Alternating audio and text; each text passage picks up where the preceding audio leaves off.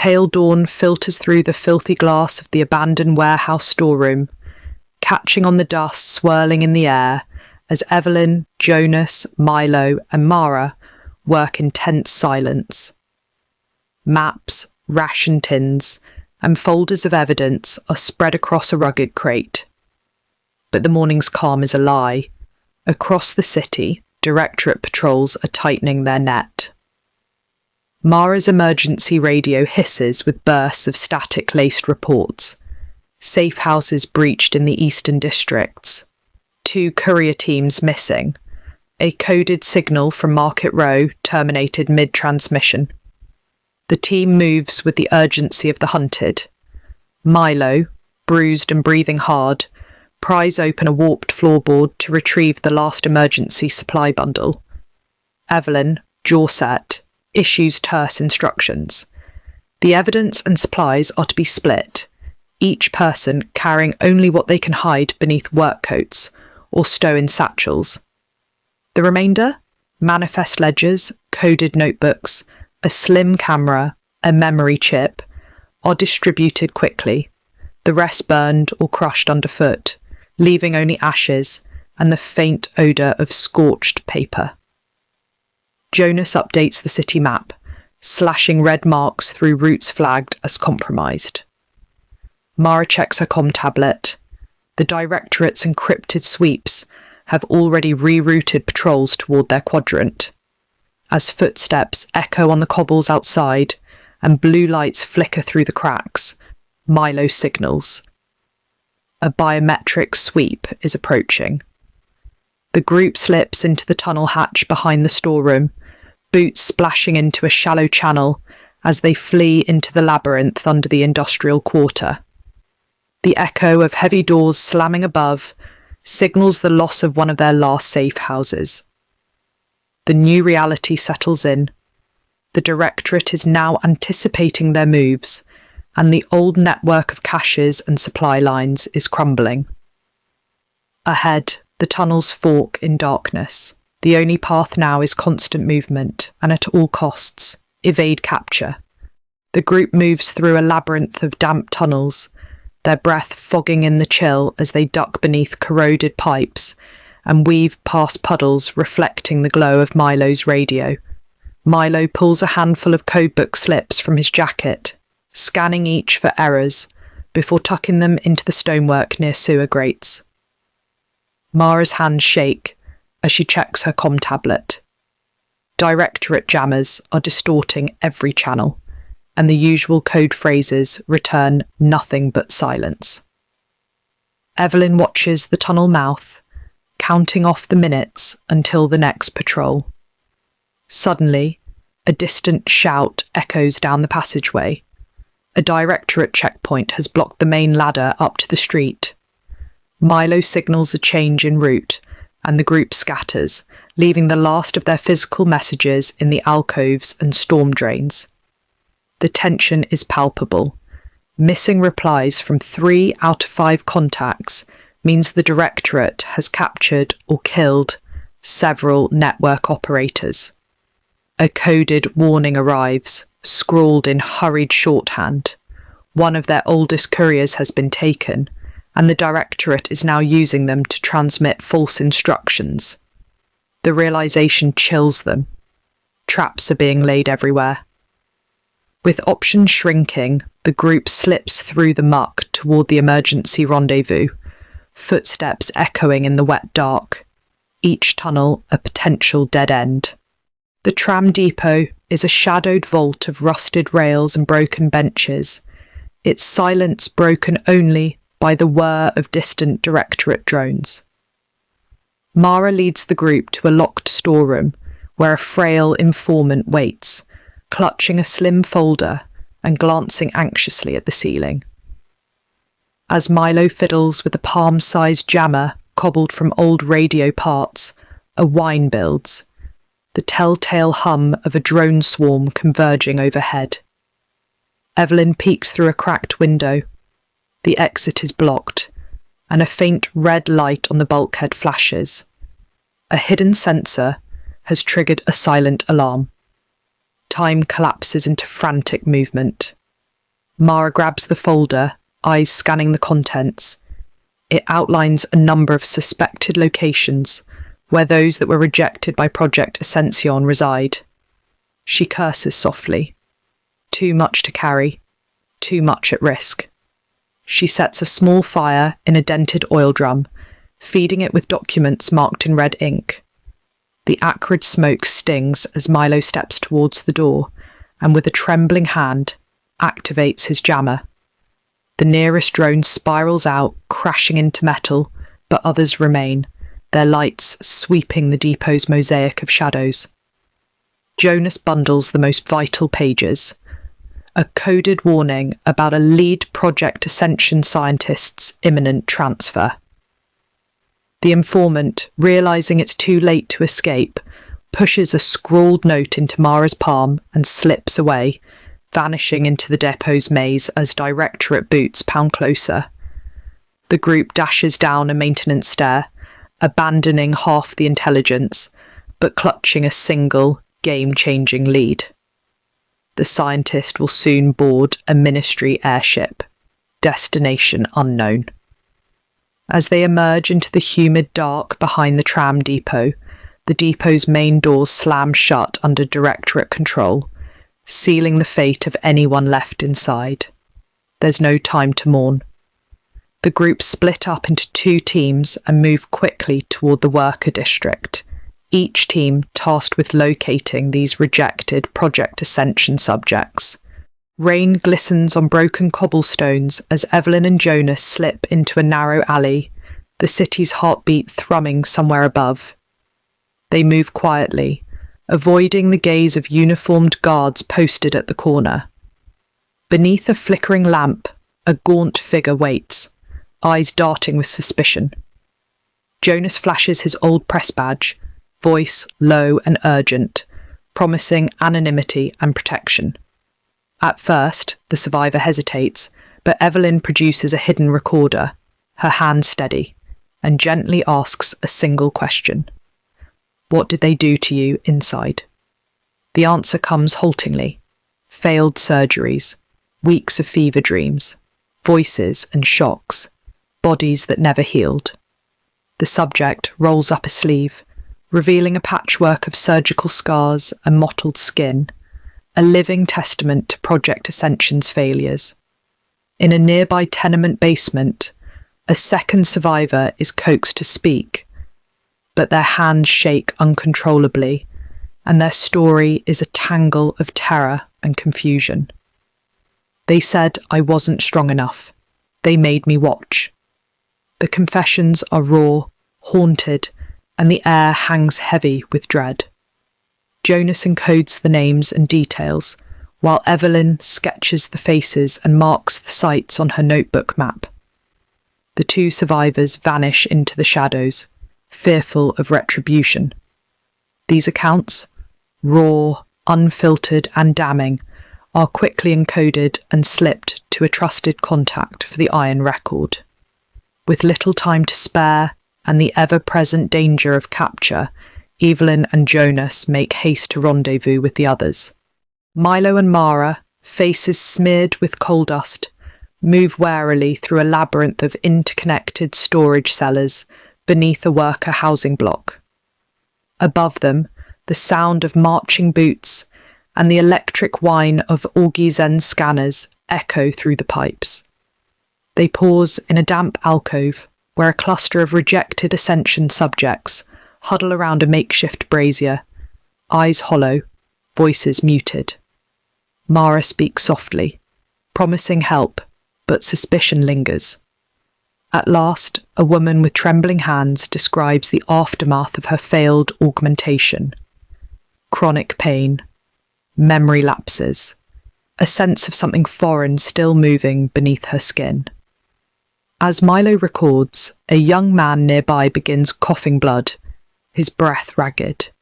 He dies within minutes, slumping to the floor as panic spreads.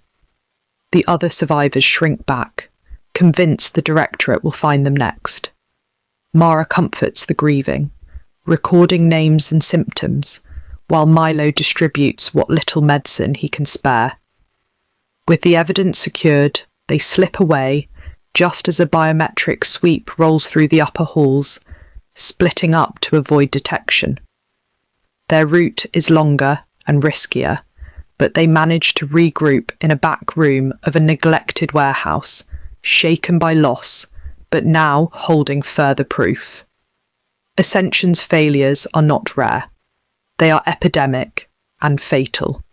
A restless crowd gathers in the plaza as Milo and Mara, now disguised in labourer's garb, blend into the edges. The Iron Record's latest edition is whispered from hand to hand, fueling the workers' anger.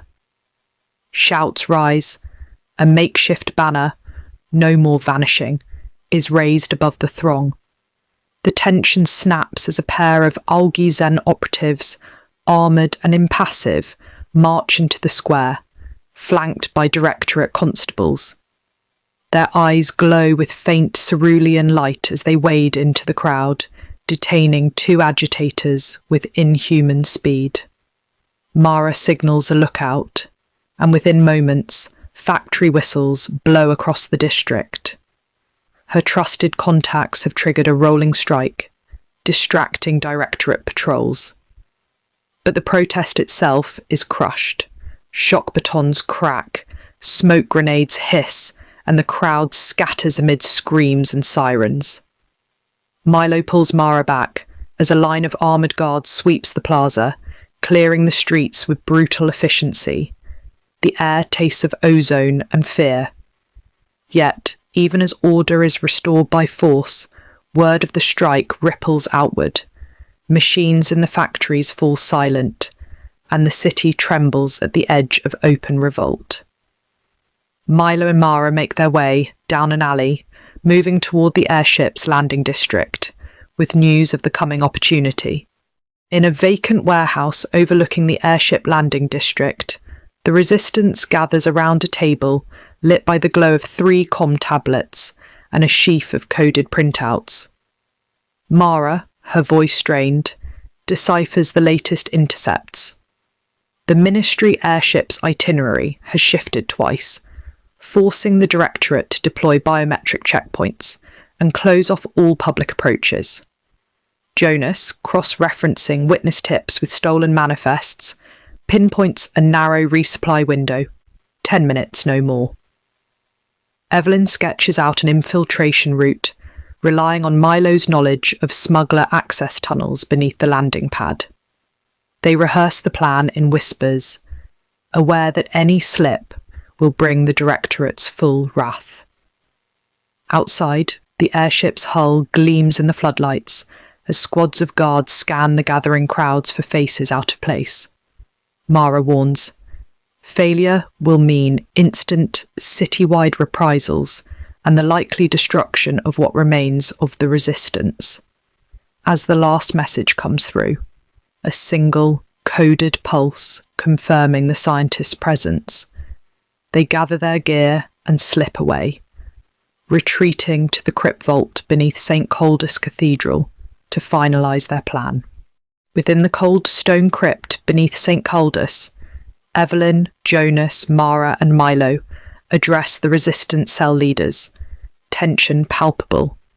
Flickering candlelight dances across worried faces as Evelyn outlines the airship assault.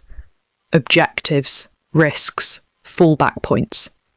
Milo shakes his head, voice tight, picturing the loss of another cell. Mara's objections are more pointed. She warns of the moral cost if innocent bystanders are caught in crossfire.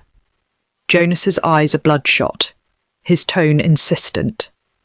The evidence they could seize is worth any risk. The city is already dying.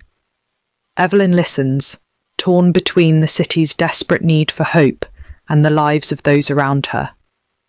The debate intensifies, voices rising, but the sound is swallowed by the crypt's heavy vault. Finally, Evelyn speaks. If we do nothing, they win everything. If we strike, it's our only chance to change the story. The others fall silent, and slowly, warily, nod. Consensus forms. This will be their first direct attack, the moment the resistance stops running and begins to fight. Mara starts assembling emergency supplies and escape codes. Jonas distributes forged badges, and Milo draws maps of the Undercity. Above, the bells of the cathedral begin to toll, echoing the gravity of what's to come. The group disperses into the shadows, the Crypt's silence holding the weight of their choice. The city's underbelly becomes a hive of movement. Milo, hunched over a radio in a brick-walled storeroom, relays final instructions to scattered cells. Plant diversions at the main power relay and tram junction. Jonas meets a new contact, an anxious young woman with grease on her hands, who offers access to a forgotten smuggling tunnel. As they finalise the kidnap plan, word comes that Augmentations patrols have detected sabotage at 2 planned sites. Chaos threatens. Milo, thinking fast, assembles makeshift explosives from toolkits and supply crates, setting them in a side alley to draw off Directorate forces. Jonas, forced to trust the new contact, leads a team through the narrow tunnel, past blind corners and rusted gates. The air is close, every sound amplified by tension. By the time the team regroups in the tram depot, the city above is surging with sirens and shouts. They've secured a route, but their usual backup is gone. Any failure now will leave them stranded. From the depot's dark, the airship's landing klaxon blares, and the team moves into position. Evelyn and Mara in cover by the security gate, Milo at the tunnel exit, Jonas ready with forged credentials. The assault is moments away. Floodlights sweep the landing pad as the Ministry airship descends, its hull hissing with steam. Directorate agents and 2 Augmentations guards form a tight perimeter, scanning all approaches with handheld biometric units. On Mara's signal, the resistance moves. Evelyn, crouched behind a cargo loader, orders the timeline advanced by 2 minutes, catching the Directorate in a shift change. Jonas and Mara, in maintenance uniforms, trigger an explosion at the fuel depot, drawing guards away from the main ramp. Milo, tools in hand, breaches the security gate with a jolt of rewired power. A siren wails as Directorate agents scramble, but the scientist, a gaunt man in a grey coat, emerges from the airship, flanked by an Augmentations escort. Close quarters chaos erupts. Jonas distracts the escort with a flash charge, while Milo and Evelyn wrestle the scientist free, ducking stun rounds that spark off metal. Mara lays down smoke cover, shouting for retreat. The Directorate triggers a remote lockdown, heavy doors slamming down around the pad, but Milo pries open a maintenance hatch, and the group drags the wounded scientist into the tunnel. Behind them, shouts and alarms echo. Several resistance fighters fall, covering the escape. As they vanish into darkness, the city erupts in panic. Sirens, gunfire, the first shots of open war. The scientist, bleeding but alive, is their prize. But the cost is high. Support cells are lost. The Directorate's fury unleashed.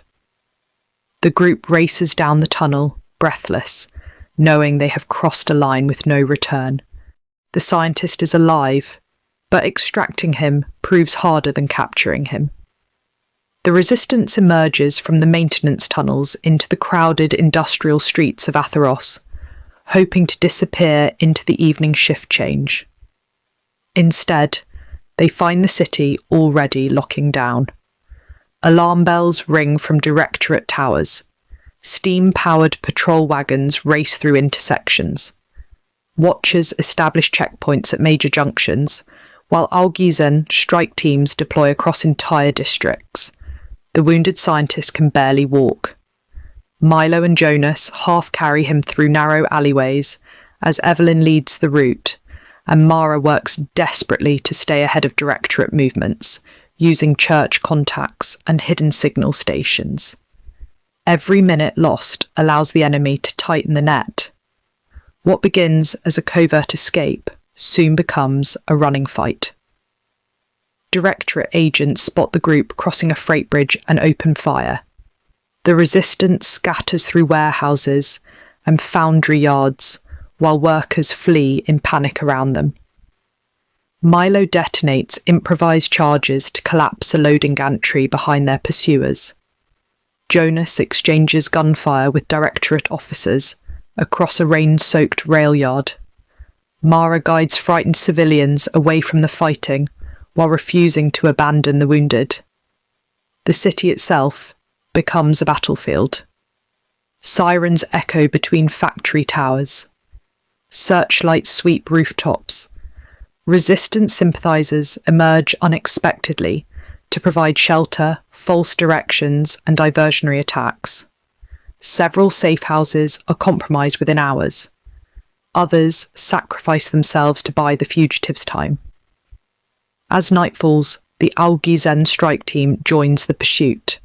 The enhanced operatives move relentlessly through the district, tracking witnesses and interrogating anyone suspected of helping the escape. More than once, the resistance narrowly avoids capture by mere seconds. The scientist reveals fragments of critical information during the flight, confirming that Directorate Command views his capture as a catastrophic security breach. The chase finally reaches the outskirts of Saint Caldus.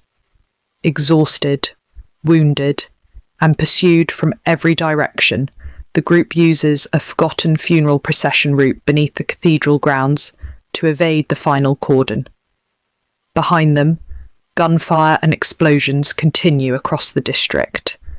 Entire neighbourhoods are now under emergency lockdown. When the cathedral doors finally close behind them, the resistance realises the city has changed forever. What began as a rescue mission has become the first open battle between the resistance and the Directorate.